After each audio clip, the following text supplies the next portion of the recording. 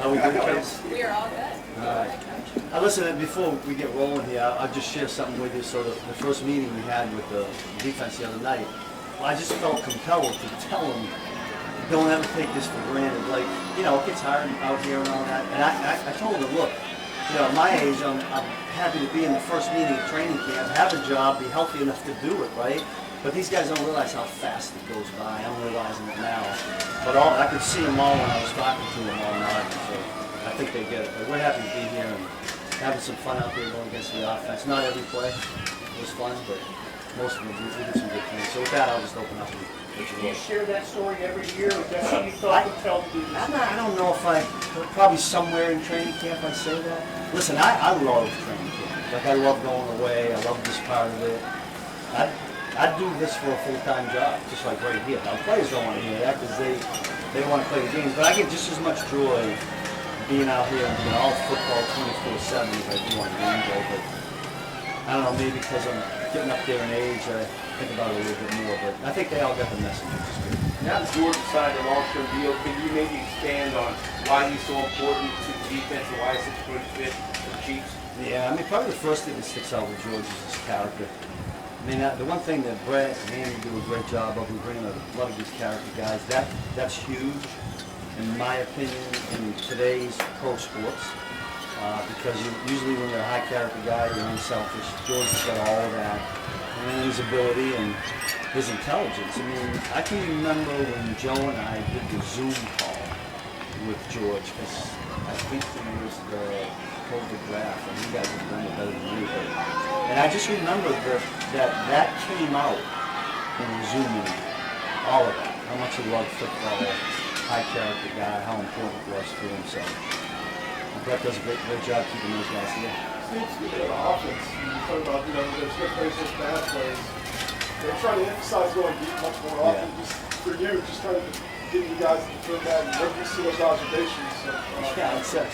I don't like them when they happen. However, because look at, you know, you can't touch the quarterback, so it's a longer down. But hopefully it makes us better in eliminating those, because those will kill you in the game. I remember 1 or 2 there today.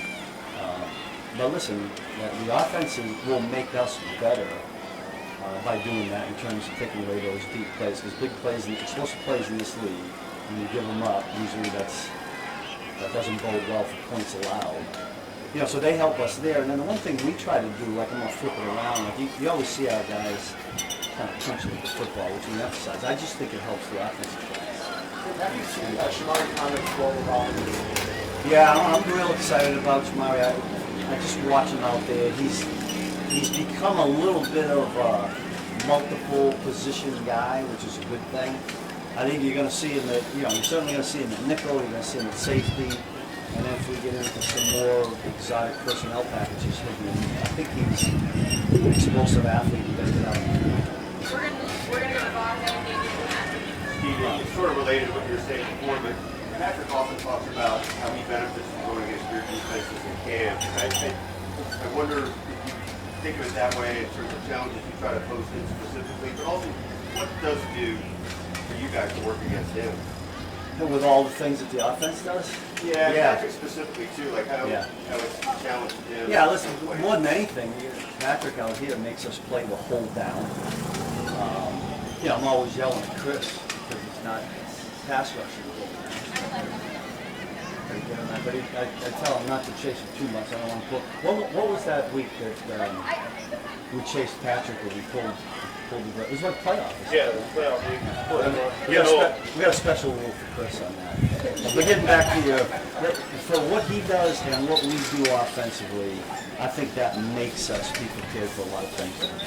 Do you think specifically of him in some ways as you Patrick?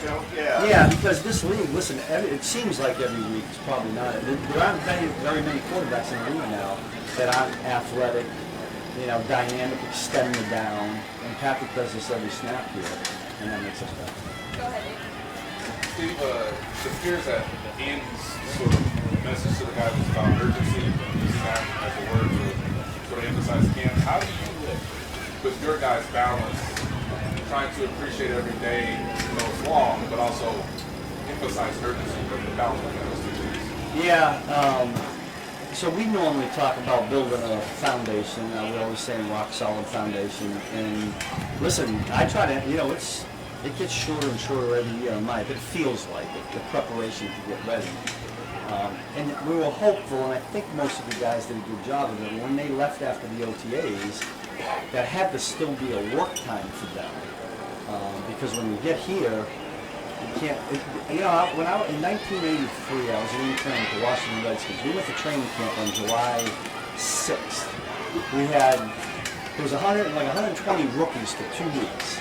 There were 6 preseason games, because there were 14 games then, right? And so you had all this, you know, you had all this time in training camp to kind of get your body ready. That's what the vets did. It's different now. So the sense of urgency to be ready when you come in and then build it as we're here is really important. But to us right now, it's all about building the foundational pieces that we need during the season. We're gonna go Matt, and then we'll do our last one on the way.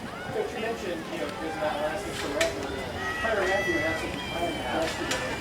Just, you know, your thoughts on what his career is up in the Yeah, man, I'm glad you brought that up. You know, these young guys with the phones and stuff, it was like they immediately knew. I didn't know. But I just had I love, you know how I feel. I'm waiting right now to send a text or a phone call because I know he's getting inundated. But I want to try to probably get him on the day off. Special guy. I mean, we came here in 2019, Tyler and I together, and he was a key piece to what we were doing. And we started off a little rough, but got better and better. But I love Tyron Matthew. I'm really excited for what he'll do something great going forward. He might end up being the president. Who knows? I mean, he's a dynamic guy, but I think he'll stay somehow in athletics and football. That's what it is. You also mentioned, you know, back in OTAs, Bill Williams is one on there. Yeah, How's he looking? much better. Yeah, I think those guys when they come in young, you know, it's the volume gets on them. It's all new. There's anxiety, but I thought he came in pretty good shape coming in here. I'm excited to see what he can do right on through. We're going to get him against some better competition as we go. Last one right over here. Heading into another training camp with Nick, obviously that takes 10 heads in the offseason. What has he led to this defense of the year? Yeah, he's just about everything. You know, he's Patrick Mahomes for us. I've said this before. And we're pretty multiple defensively, so if you don't have that guy, it gets really challenging. I had back when we didn't know we were getting him, I had it in my mind. I was preparing. If we don't have Nick, what do we do? It's just not the same. So, thank God. Thanks, That Coach. it? Good. Enjoy.